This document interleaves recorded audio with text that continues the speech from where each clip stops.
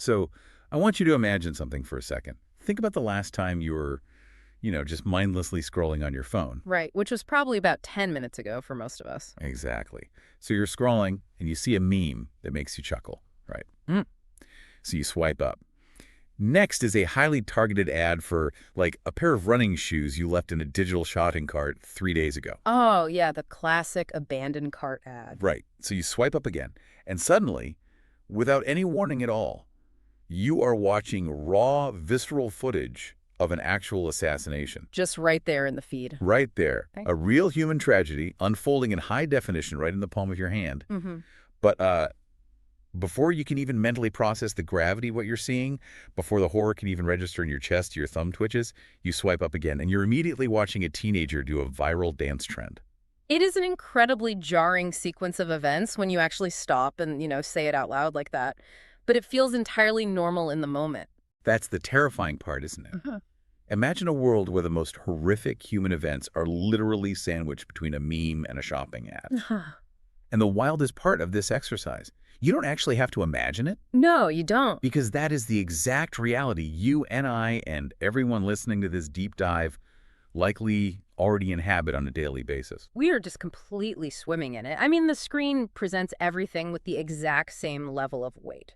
Yeah. A global tragedy, a localized war, a cat video, a recipe for pasta.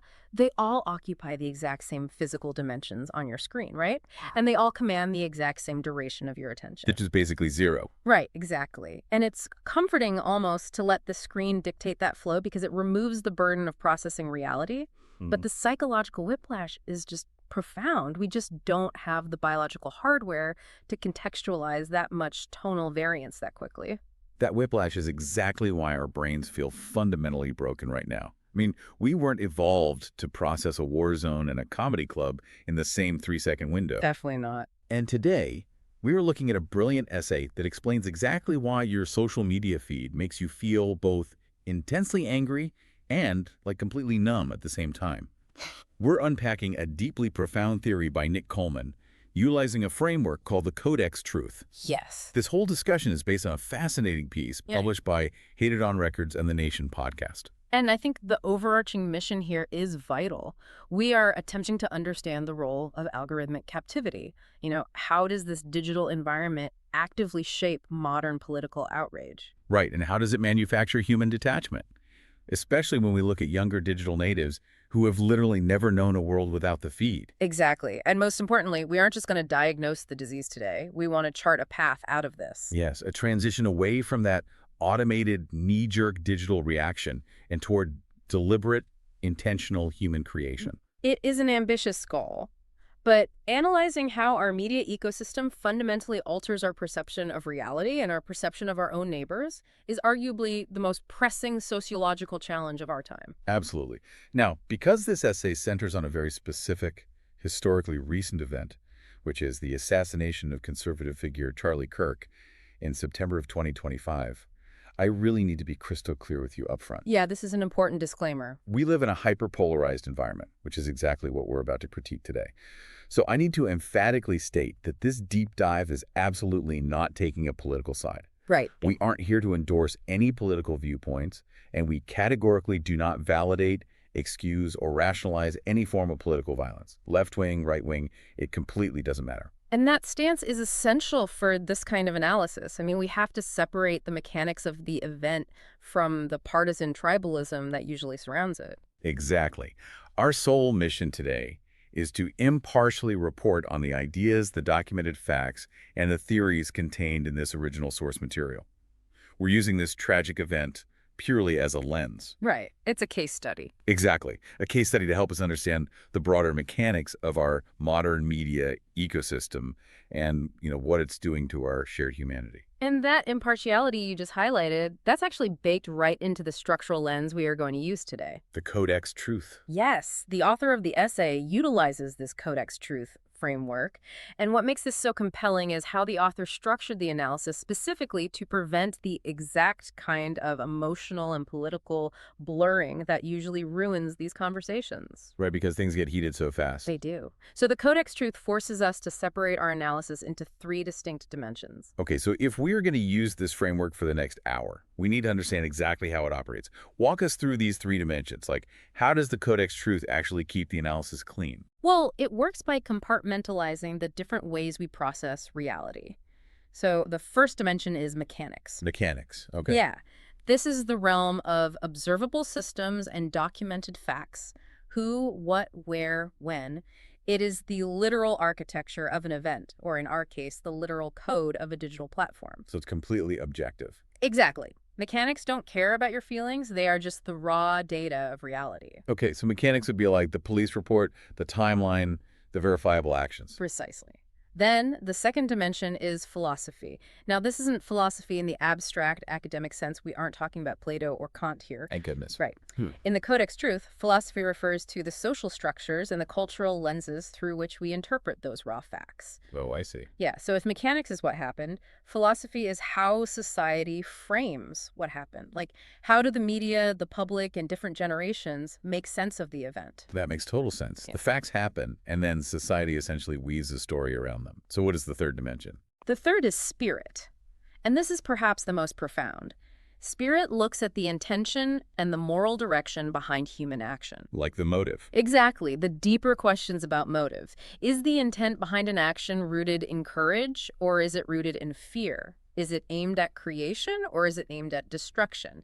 It's basically the moral compass driving the mechanics. Mechanics, philosophy, spirit. You can actually feel how separating an event into those three buckets immediately de-escalates the panic. It really does. It stops you from muddying the waters. You don't confuse a mechanical failure with a spiritual failing. And to add another layer of rigor to this, the author uses a unique system of what they call analytical probabilities to measure their confidence in these societal observations. Oh, right. Because when dealing with human behavior, you can rarely say something is like 100% mathematically certain. Exactly. So they use a scale. Wait, how do you calculate a percentage probability on a societal behavior? Like, is there a literal formula the author is plugging numbers into, or is this more of a conceptual confidence score based on, sociological evidence? It is entirely the latter.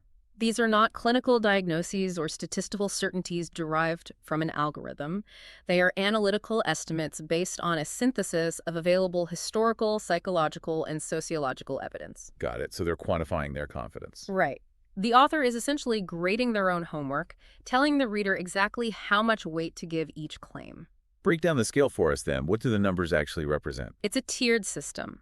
If the author assigns a probability of less than 25%, it means there is insufficient evidence to support the claim, like it's highly unlikely to be the primary driver. Okay. 25 to 54% represents low confidence. It might be a contributing factor, but it's not the main story. Makes sense. Then 55 to 74% is moderate confidence. 75 to 89% is high confidence, meaning the available data strongly points in this direction.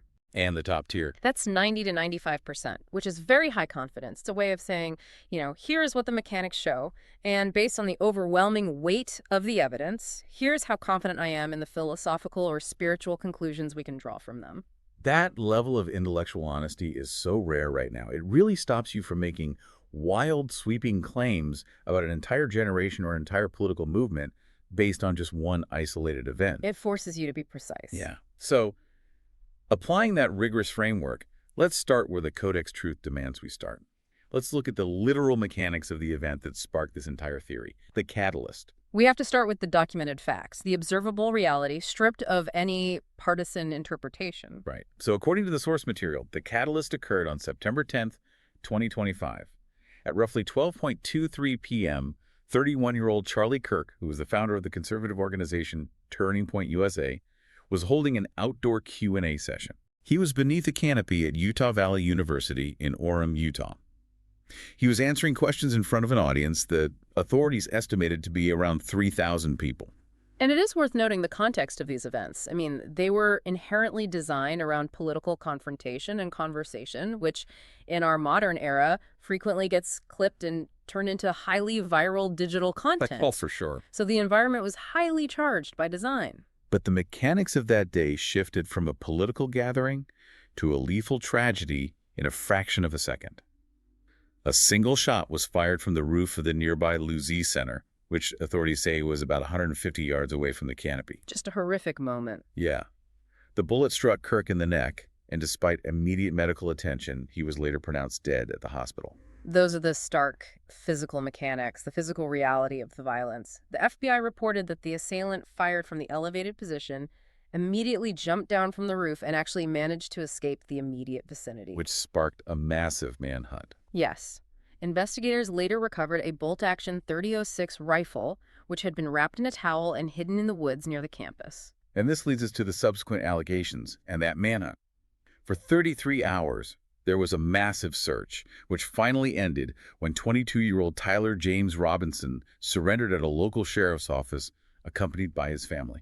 Right, and this is where the mechanics of the legal system then take over. Yeah. He has been charged with aggravated murder, felony discharge of a firearm, and several other severe charges. Prosecutors allege that he specifically targeted Kirk because of his political expression, and they have announced their intentions to seek the death penalty. And right here, if we connect this specific legal mechanic to the broader philosophy of the Codex Truth, we really have to pause and emphasize the vital structural importance of the presumption of innocence. Right, because he is just the accused at this point. Exactly. Tyler Robinson remains the accused. He is not convicted. And the essay explicitly argues that this presumption of innocence is not just some procedural legal loophole or a technical obstacle for prosecutors to overcome. Which is honestly how a lot of people treat it when they're angry. They view the trial as just an annoyance delaying the punishment they already decided on. Right, exactly. But the author argues that the presumption of innocence is the fundamental mechanism by which a civilized society attempts to discover the truth without surrendering to raw vengeance. It's a pause button. Exactly. It is a structural pause. It forces society to demand proof rather than just acting on outrage. That is a crucial distinction. We are looking at a society trying to hold the line of justice through a deliberate, methodical process. But what the author points out next is where the reality of the year 2025 completely shatters that methodical process. Right. The digital reaction. Yeah. The physical mechanics of this tragedy were over in seconds. The bullet was fired, the physical damage was done, the reality was altered. But the immediate digital processing of that event, that's the real shockwave we need to unpack. The contrast is just staggering. The text highlights how instantly this event shifted from a physical, localized human reality into global digital data. Think about the timeline here. It was incredibly fast. Before law enforcement could even secure the perimeter of the campus, before paramedics had finished their work, before investigators could establish even a baseline factual account, recordings of the killing entered the social media feeds of millions of people. And think about the ecosystem those recordings entered. The grief of a very real human loss collided instantly with the machinery of the internet. It's a toxic mix. You had people immediately assigning political blame before they even knew the shooter's name. You had people celebrating the violence. You had wild, contradictory conspiracy theories spinning up in real time. And to your earlier point about that surreal sandwich of content, you had advertisements, you had memes mocking the situation. Yeah. The death wasn't just experienced by the public as a tragic human event to be mourned or processed. It was instantly processed both algorithmically by the platform and culturally by the users as pure data.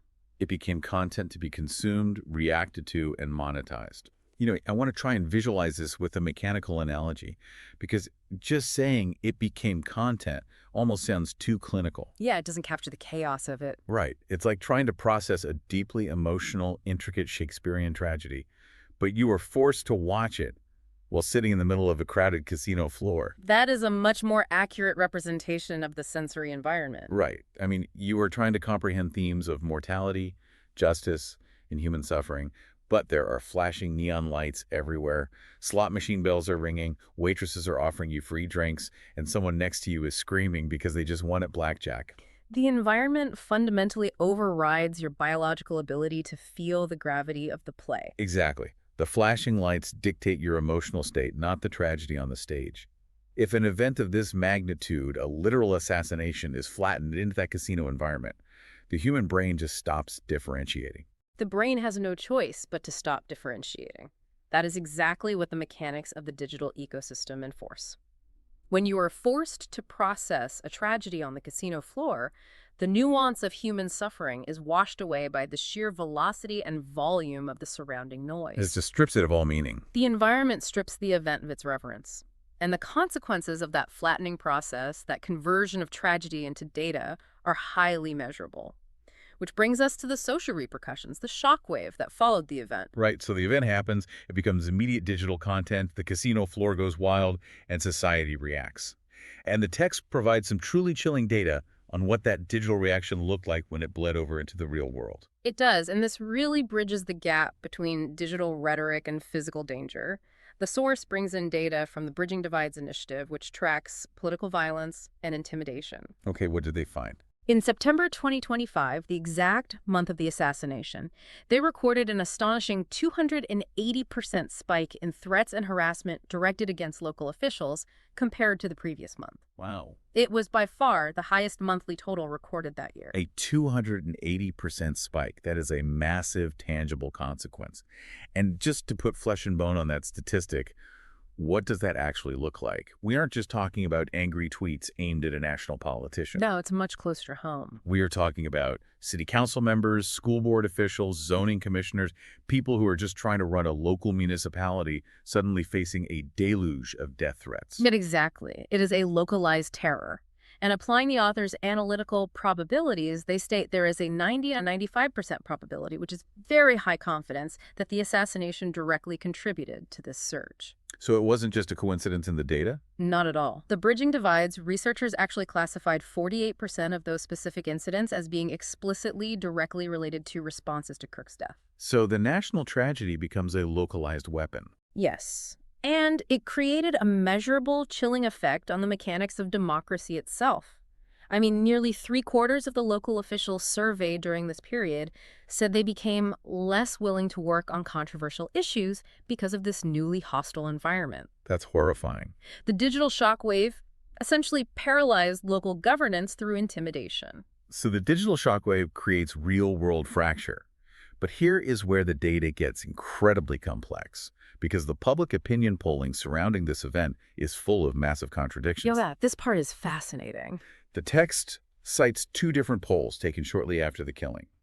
First, a Reuters Ipsos survey found that 90% of Americans believe there was an urgent need for national unity, and 92% explicitly rejected using violence to achieve political goals. Right. 92%. Right. If you just look at that number, it sounds like a country deeply united in its rejection of what happened. It does. It sounds like a resounding moral consensus. But then you have to look at the second piece of data. Yeah. A Harvard Captcharis poll, taken in a similar time frame, reported that 22% of voters considered the killing of Kirk to be justified. Okay, stop right there. How on earth do we reconcile that math? Over 90% of the country says political violence is absolutely unacceptable, but over 20% say this specific assassination was justified. It doesn't make logical sense. You can't hold both of those numbers in your head without a severe cognitive dissonance. This contradiction raises one of the most important questions in the essay, and it's where the author brilliantly applies the philosophy dimension of the Codex Truth. How do we interpret this discrepancy? Right. The author gives it a 75 to 85% probability, high confidence, that this polling contradiction stems from a psychological split between abstract morality and specific morality. Abstract versus specific morality. Break that down for us. Well, in the abstract, almost every human being supports peace. When a pollster asks a person, is political violence wrong? The human conscience, the overarching moral principle that we've been taught since childhood, instinctively says yes. Sure. Violence is bad, peace is good. That is abstract morality. But human beings are incredibly adept at finding ways to rationalize violence when it comes to specific situations. And how do they manage that rationalization without feeling like they're, violating their own moral code? By altering how they perceive the victim, they reduce the flesh and blood human being into an ideological symbol. Ah, I see. When a person is no longer viewed as a human, when they are stripped of their humanity and perceived merely as an avatar representing everything the viewer hates, that abstract moral rule against violence gets bypassed. Wow. As the text so chillingly puts it, the moral principle against violence remains completely intact until the person standing before it is no longer perceived as fully human. That is a terrifying psychological loophole. We love peace, and we uphold the sanctity of human life until the person on the other side isn't a person anymore. They're just an avatar. They are a walking manifestation of an ideology we believe is dangerous. And that brings us to a fascinating sociological argument the author makes about how different generations experience this avatarization process. They introduce this framing of Generation X versus Generation Z. Yes, the author refers to Generation X as the last analog bridge. The last analog bridge. Now, Yeah. let's be careful here because that almost sounds like boomer nostalgia. Are they implying that Gen X all held hands, agreed with each other, and sang kumbaya? No, not at all, and the author is very careful to clarify that. Disagreement during the Gen X era was fierce, partisan politics were brutal, and political scandals were rampant. Right. But Gen X was a generation formed during a time when political opponents still largely occupied a shared information environment. They watched the same 3 or 4 evening news broadcasts, they read the same local newspapers. So they're looking at the same map. Exactly. They stood on common factual ground, even if they were viciously arguing about what to build on that ground. They disagreed on the solution, but they generally agreed on the basic parameters of the problem. And in stark contrast, Generation Z is framed in the text as the first post-bridge generation. Exactly. The author assigns a 60 to 75% probability moderate to high confidence that this post-bridge description accurately captures a very meaningful sociological difference. Okay. But again, they contextualize it carefully. This isn't about romanticizing the 1990s or pretending that propaganda, bias, or yellow journalism didn't exist before the internet. The crucial foundational shift that defines the post-bridge generation is the industrial-scale personalization of reality. Industrial-scale personalization of reality. That phrase alone does so much heavy lifting. What that means in practice is that two neighbors can live on the exact same suburban street, wave to each other while taking out the trash, but when they go inside and look at their phones, they are receiving entirely incompatible, fundamentally different descriptions of their country. Yes, completely different worlds. They are being fed different sets of facts, different historical narratives, and entirely different definitions of who the enemy is. Right. The shared physical geography remains, but the shared informational geography has been completely demolished. The common ground has been removed. You aren't just arguing about policy facts with your neighbor anymore. You don't even share the same basic reality. And the implication there is massive, because when each political faction receives its own custom-built, algorithmically optimized villains and emergencies, the political opponent isn't just someone who has a slightly wrong opinion about tax policy or healthcare. No. They become an existential threat to your custom-built reality. They become the avatar of your destruction.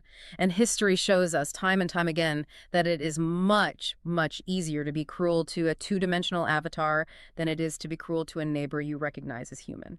This directly leads into the core driving theory of the entire piece. If we are living in these hyper-personalized separate realities that turn our neighbors into avatars, what is the machinery building those realities? The author calls this machinery algorithmic captivity. This is the central mechanism we have to understand if we are going to figure out how to escape it. So what exactly does the author mean by captivity? Well, they make a very specific point to say it isn't total mind control.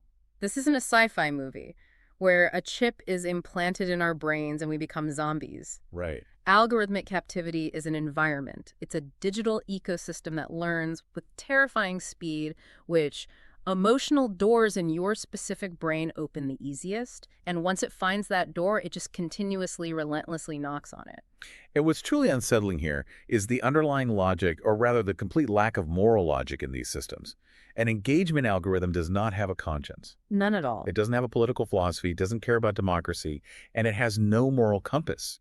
It possesses only one thing, which is an objective function, a mathematical goal. Right. And that function is to predict with ruthless efficiency what will keep the user clicking, watching, commenting, and arguing on the platform for the longest possible duration. It just wants to harvest your attention so it can serve you the next ad. But I want to push back on this a little bit, or at least play devil's advocate. Okay, go for it. Because blaming the algorithm sometimes feels like a massive cop-out for humanity. Aren't we letting ourselves off the hook here? How do you mean? Well, if a tech company builds a machine that simply feeds me more of whatever I click on, and I continually choose to click on absolute toxic rage and hyperpartisan outrage, Mm. isn't the machine just holding up a really ugly mirror to my own nature? The algorithm didn't make me angry, it just gave me what I asked for. That is a very common and very valid pushback. But the author argues that the mirror analogy is incomplete because a mirror is passive, it just reflects. Okay. An algorithm is active. It is an environment that disproportionately rewards specific types of behavior. The author brings in heavy peer-reviewed documentation here.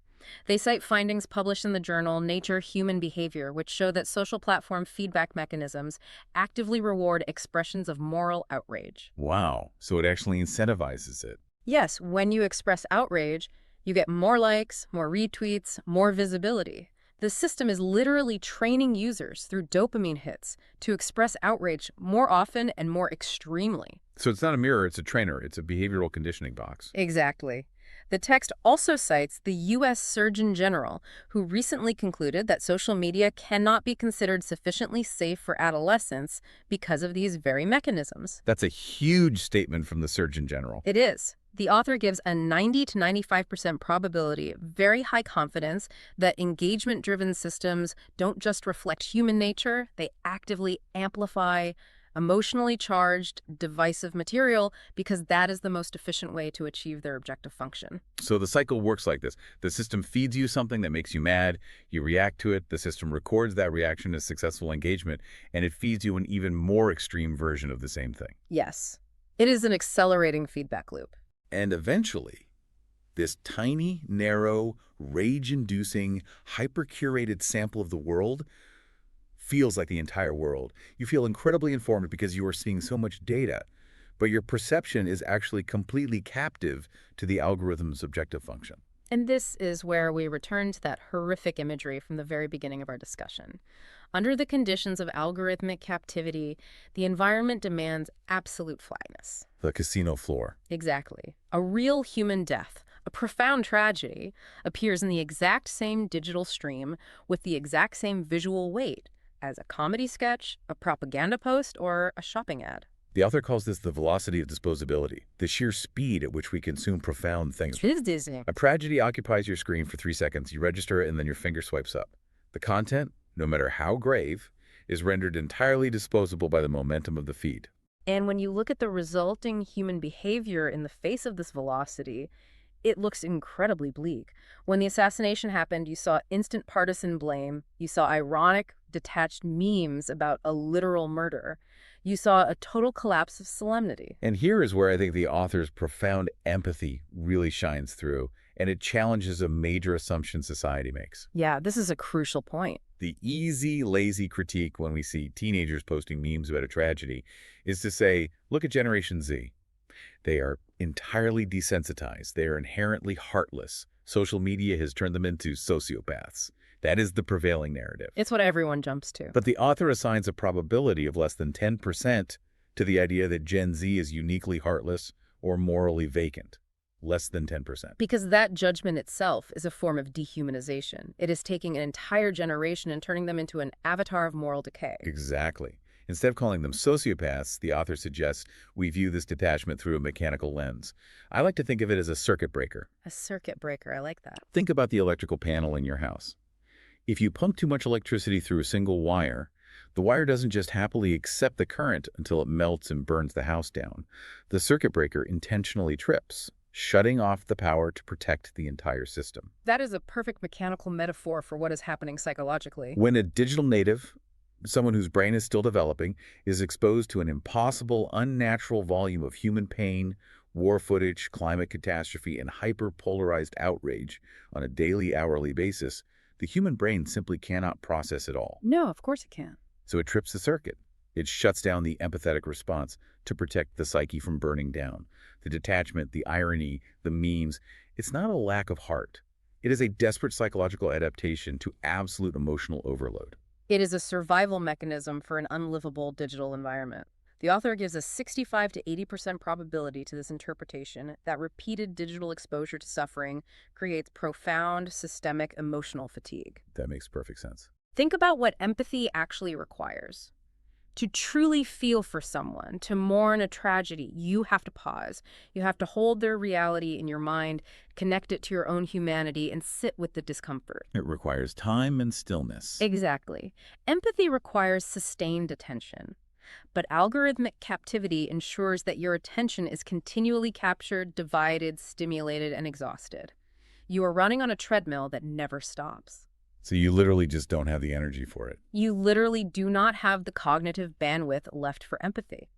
As the author beautifully and tragically phrases it, it is not a lack of heart, it is a starvation of soul. A starvation of soul. That phrase just sits heavy in the room. It does. Okay, so we've looked at the mechanics of the platform, how the casino floor operates. We've looked at the philosophy of the post-bridge generation, how the shared reality fractured. Let's move into the third dimension of the Codex truth, which is the spirit. The hardest one to talk about. We have to talk about the moral intention, the motive, or rather, the deep moral error at the center of the alleged violence itself. Right. We are shifting from analyzing the systems to analyzing the human intention behind pulling a trigger. The prosecutors alleged that the suspect, Tyler Robinson, targeted Charlie Kirk specifically because he believed Kirk was spreading intolerable hatred, and he had arrived at the conclusion that some forms of hate simply could not be negotiated away through democracy. And the immediate reaction from the public, depending entirely on which side of the algorithm they live on, is usually to blame one of two simplistic scapegoats. Oh, absolutely. The right might say the woke algorithms brainwashed him into being a killer, and the left might say it has nothing to do with politics, he must just be severely mentally ill. But the author rigidly rejects both of those simplistic blame games using the analytical probabilities. This is a crucial moment for critical thinking because it stops us from taking the easy way out. Right. The author gives only a 20 to 40% probability that algorithmic radicalization can be identified as a material direct cause of the alleged conduct. Yes, his digital footprint showed hostility, and yes, the algorithm creates an environment of outrage. But there is zero public, verifiable evidence proving that a specific algorithm essentially hypnotized him and pulled the trigger. Making that direct causal claim vastly exceeds the available evidence. It's the difference between an environment and a directive. The algorithm set the stage, but it didn't write the script for murder. Precisely. And the author is even firmer on rejecting the mental illness claim.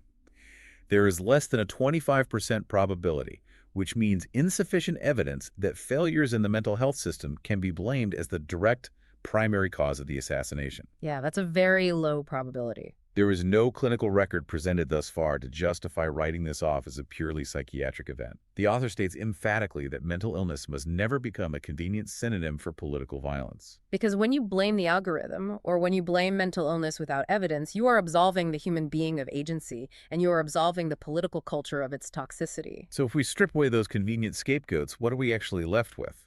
We are left with an ancient, recurring moral error. The author identifies it as the Cain and Abel archetype. This is where the essay gets incredibly deep. Unpack that for us. What is the Cain and Abel error in the context of modern political polarization? The Cain and Abel archetype represents the deeply flawed, deeply human belief that true peace can be achieved by physically destroying the person who embodies evil in your mind. The avatar we talked about earlier. Exactly, the avatar. In this psychological state, a person takes all of their own internal disorder, their fear, their humiliation, their anxiety about the future, their deep resentment, and instead of dealing with it internally, they project it entirely outward onto another human being. Wow. That other person, that political opponent, becomes the sole physical explanation for all the pain in the world. It's shadow projection. If I am suffering and the world feels wrong, it must be your fault. And once you've successfully done that, once you've projected all the world's evil onto this one avatar, destroying them doesn't feel like a crime anymore. It doesn't feel like murder. In the twisted logic of the Cain and Abel error, destroying the avatar feels like righteous justice. It feels like you are saving the world. Exactly. It is shadow projection armed with absolute moral certainty. It is the most dangerous state a human being can enter. And it never works. No. The tragic, bitter irony of the Cain and Abel error is that the person using violence genuinely imagines that eliminating the avatar of hatred will eliminate hatred itself. They think they are cutting off the head of the snake. But history proves it does the exact opposite. Every time. Violence never eliminates the principle. It reproduces the very principle it claims to oppose. It creates martyrs, it validates the other side's paranoia, it demands retaliation, and it deepens the cycle of dehumanization. And just to bring this down to earth, I think we have all been guilty of a micro version of this shadow projection, obviously not leading to violence, but think about how good it feels to completely blame a politician or a pundit for everything wrong in your life. Oh, it's intoxicating. It really is. To believe that if just this one person disappeared from the internet, the world would be fixed. Hmm. It's a way of avoiding our own complex responsibilities. Yes, it's easier than looking inward. The author actually maps out exactly how this psychological error scales up into a societal cycle of escalation. It's a 6-step process. Let's walk through it because it is terrifyingly recognizable in our current media ecosystem. Okay, let's do it. Step 1. Political rhetoric constructs an enemy. The avatar is created through language. Step 2. The network amplifies the rhetoric. The algorithm identifies the outrage, recognizes the engagement potential, and pushes the avatar to the people who are most psychologically susceptible to it. Step 3.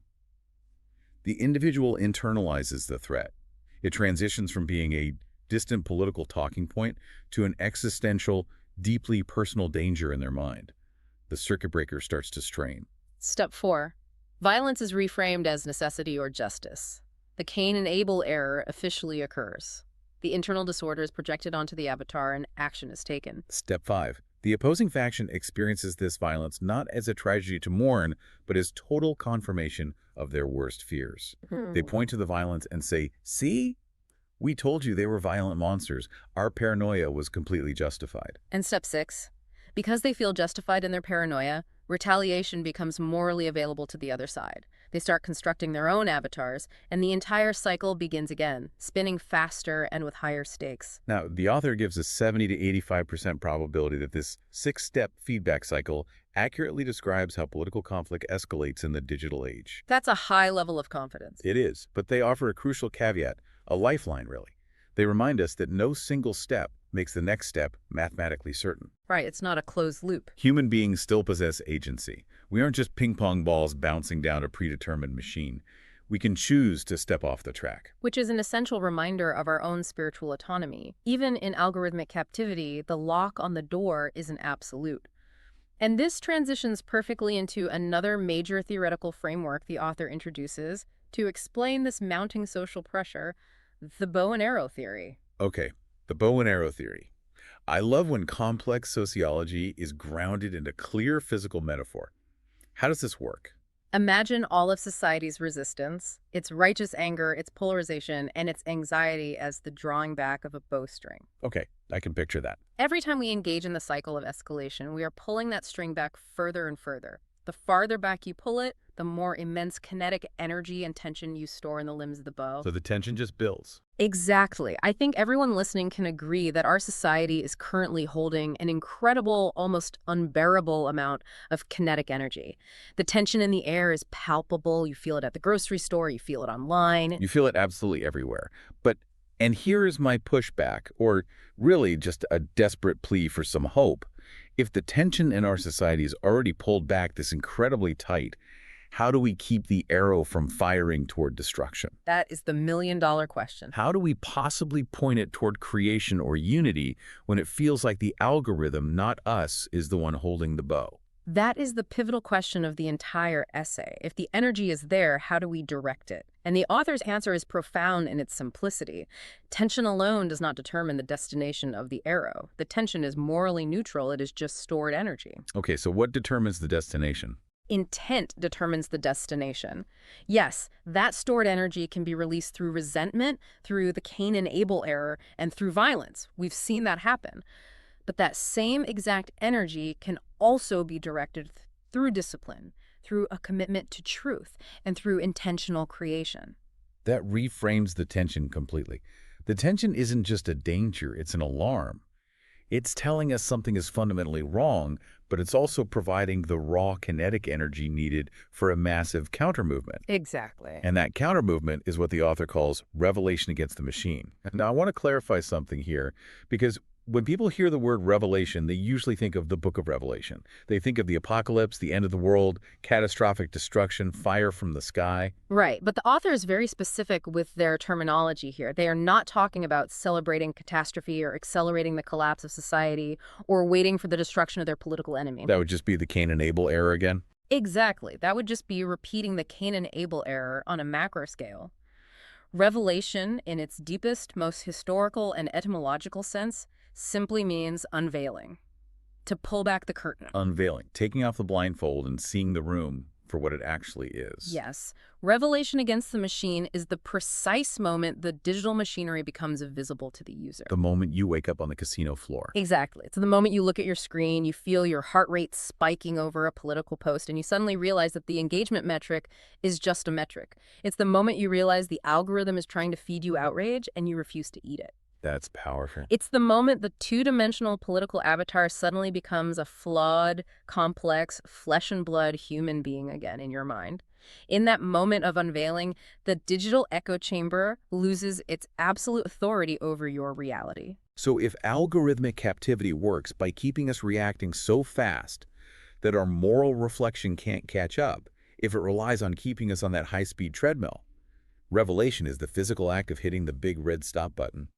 It restores the pause. Restoring the pause. That is precisely the mechanism of salvation here. The machine doesn't have to eliminate your morality, it just has to outpace it. Oh, wow. If it keeps you swiping, you don't have time to be moral. Exactly. Revelation interrupts that momentum. It creates a silence where your conscience actually has a fraction of a second to speak before your thumb reacts. Okay, I am fully bought into the philosophy and the spirit of this. The diagnosis is brilliant, but let's get ruthlessly practical. How do we actually fix this at scale? How do we rebuild the bridge between realities? That's the hardest part. Because we can't just mandate that 300 million people suddenly achieve spiritual enlightenment, realize they're on a treadmill, and stop being tribal.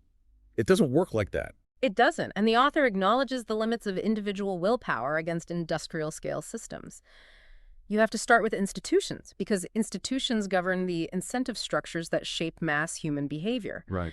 The author outlines a 60 to 80% probability that structural, institutional reforms would significantly reduce societal dehumanization, provided they are executed correctly. What kind of concrete reforms are we actually talking about? Real mechanical changes to the environment. It means digital platforms fundamentally altering their objective functions, actively reducing the automatic amplification of threatening or dehumanizing material, even if it costs them engagement. Which will be a hard sell for their shareholders. Very hard. But Yeah. it also means political leaders and media conglomerates making a conscious institutional decision to refuse to turn every localized tragedy into instant partisan ammunition. I'd love to see that. And it means the education system fundamentally integrating media literacy, emotional regulation, and the ethics of civic disagreement into standard curriculums for the post-bridge generation. It's about changing the diet we feed the culture. And the text also mentions threat assessment systems, right? Yes. Developing local and federal systems that actually respond to specific violent behaviors without just criminalizing broad political dissent or targeting specific identities. Basically, society as a whole has to change what it financially and socially rewards. We have to stop handing megaphones and millions of dollars to the most toxic voices in the room. But, and this is a massive caveat, the author warns that institutional reform is a tightrope. If these reforms are just imposed as partisan censorship, if one side of the political aisle just uses reform as a weapon to silence the other side, it will completely backfire. Oh, absolutely it would. It won't heal the divide, it will validate the paranoia, deepen the distrust, and actively accelerate the cycle of violence. Which means institutional reform, while necessary, is only the first lever. We can't just regulate, censor, or legislate our way out of a spiritual crisis. The ultimate objective is fundamentally psychological and cultural. We have to recover the capacity to recognize our opponents as human beings, and we have to transition on a personal and cultural level from automated digital reaction to intentional creation. And this transition is where the creators of the essay, Hated on Records and the Nation podcast, outline their specific, actionable mission. They don't see themselves as just another entertainment brand competing for your attention on the casino floor. Right. They view their creative work, their music, their podcast, their writing as a direct, intentional intervention against the logic of the algorithmic feed. They have 5 creative principles for this mission, and I really want to spend some time going through them Yeah. because they are basically a survival blueprint for how to operate as a human being in the digital age. They are excellent principles. Let's unpack them. Yeah. Principle 1, interrupt the reflex. What does that actually look like in practice? It means designing content that makes the audience pause before they react. The internet wants you to read a headline and instantly tweet your outrage. Interrupting the reflex means creating art or conversation that is so unexpectedly nuanced or so emotionally honest that the listener has to stop the treadmill. They have to sit back and say, wait, I need to think about that. It breaks the automatic cycle. I love that. It's creating friction in a frictionless environment. Principle 2, rehumanize the abstract. Show the actual person who is obscured behind the political label. Break the avatar. This is the antidote to the Cain and Abel error. If someone is just a username with a political slogan in their bio, they are an abstract concept. Rehumanizing means telling the story of their life, their fears, their family. Make them real. Exactly. It means forcing the audience to see the human face behind the ideology, making it psychologically impossible to reduce them to a disposable data point. Because it's much harder to hate a biography than it is to hate a slogan. Principle 3, reward depth. The logic of the feed says that only loud, brief, extreme things are valuable. Rewarding depth means proving that reflection, long-form conversation, and nuance can be just as emotionally compelling as outrage. It's proving to the audience that you don't need to be screaming to be interesting. It's providing a different kind of dopamine, the dopamine of genuine understanding rather than the cheap hit of tribal victory. Principle 4, build the bridge. This means speaking across these fractured, personalized realities. But how do you do that without just capitulating your values and pretending that very real, serious disagreements don't exist? Building the bridge isn't about forced artificial agreement. It's not about watering down your beliefs. It's about honest engagement. Right. It's saying, I fundamentally disagree with your vision for the world, but I am going to share this space with you. I am going to listen to your actual argument, and I am not going to assume your intent is evil. It's establishing the shared reality before you debate the specifics. And finally, principle 5, which I think is the most powerful and demanding of them all, turn consumption into creation. This one is huge. The algorithm wants you to be a passive consumer of endless content. This principle invites the audience to break out of that passivity. It challenges them to answer back, not with a hostile tweet, but through the literal act of making something. Art, a deep conversation, local community service, a journal entry, anything that puts something new and real into the world. The author assigns a 60 to 75% probability that music, storytelling, and this kind of sustained, intentional conversation can genuinely increase empathy within an audience. Now, it won't reverse national polarization overnight. It's not magic. But it is a necessary, measurable contribution to the culture. And this brings me directly to you, the listener.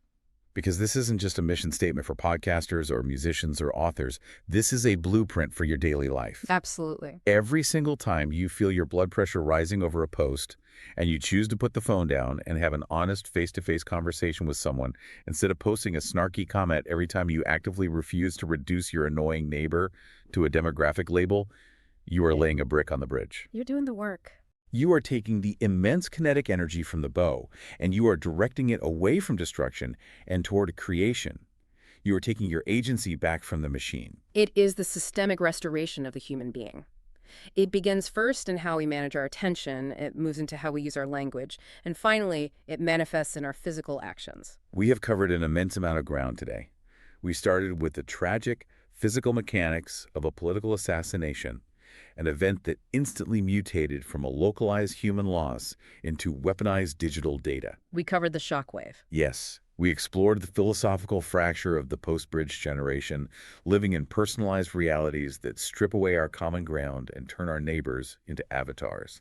We analyzed the spiritual void of the Cain and Abel error, where we violently project our own unhandled pain onto others. But we also found a way out. We mapped the way out, recognizing the machinery of algorithmic captivity so we can hit the stop button on the treadmill, moving decisively away from automated, rapid-fire digital reaction and stepping into slow, deliberate, intentional creation. It is a profound shift in how we orient ourselves to the world, and it requires daily practice. But before we go, if we connect everything we've discussed today to the bigger picture, it raises one final, incredibly critical question for the listener to consider. Oh, I'm ready for this. Throughout this entire deep dive, we've discussed how algorithmic captivity trains us to view others as two-dimensional content, as political avatars. We focused on how it makes us dehumanize them. But I want you to turn that analytical lens inward for a moment. Okay. If the algorithm is constantly training you to view the rest of the world as easily categorized, predictable demographic data points, how much has it secretly trained you to view yourself that way? Wow. Are your own beliefs, your own outrage, and your own identity truly yours? Or have you subconsciously, over thousands of hours of swiping, molded your own soul to perfectly fit the demographic avatar the algorithm assigned to you? Oh, man. That is a heavy, heavy question to leave on. Are you the archer, aiming your own intent? Or have you allowed the machine to turn you into just another arrow? Thank you so much for joining us on this journey today. We hope this deep dive gave you exactly what you needed to understand the environment we are all swimming in. So do us a favor as soon as this is over. Step out of the feed. Don't just let the app autoplay the next thing. Take a pause, hold on to that tension, and go create something real today. We'll see you next time.